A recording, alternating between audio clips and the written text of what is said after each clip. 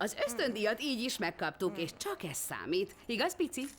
Ó, édeském. Ó, forró vagy és verejtékes. Nincs lázad? Nem, csöpp sem. Jól van. Cleo szőregere. Sose lehet tudni, honnan kerül elő. És bemászik bárhová. Nyomás, kelj fel. Rose mindjárt itt lesz, az utolsó nap, ne késsel, nagyon izgi. Az.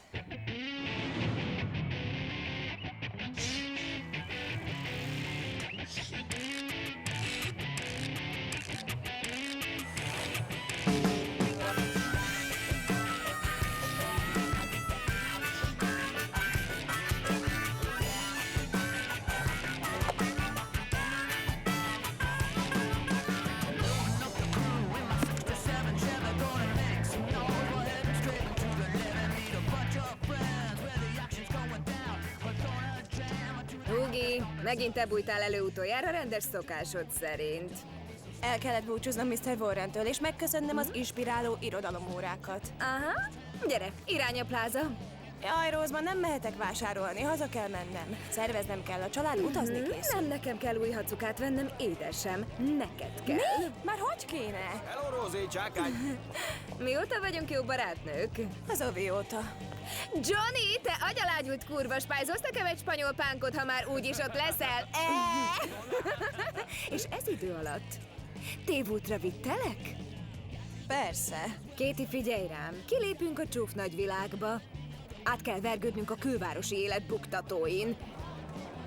Komoly változások kellenek, kezdve a ruháiddal. Úgy nézel ki, mint egy könyvtáros, de nem a szexis fajtából. Csá!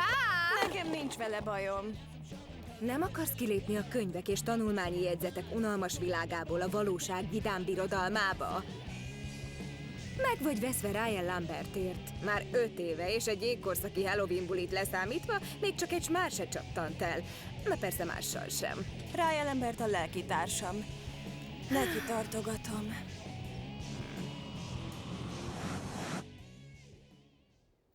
Mi vagyunk az elsők. Mondtam, hogy ilyenkor nem lesz itt senki.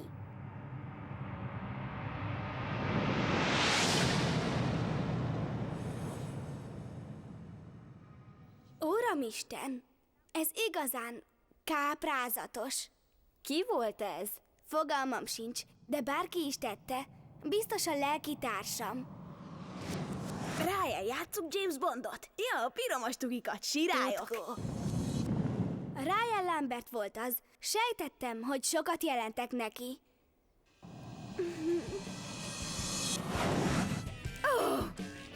Habár morálisan porba taszít a gondolat. Betörünk a nyomor csillogó-villogó hamis világába, a plázába, és szerzünk neked pár dögös cuccot.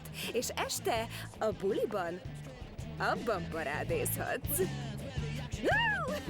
Oké, a mai estét sose fogod elfelejteni. Just wanna get it done with some snap at the friends who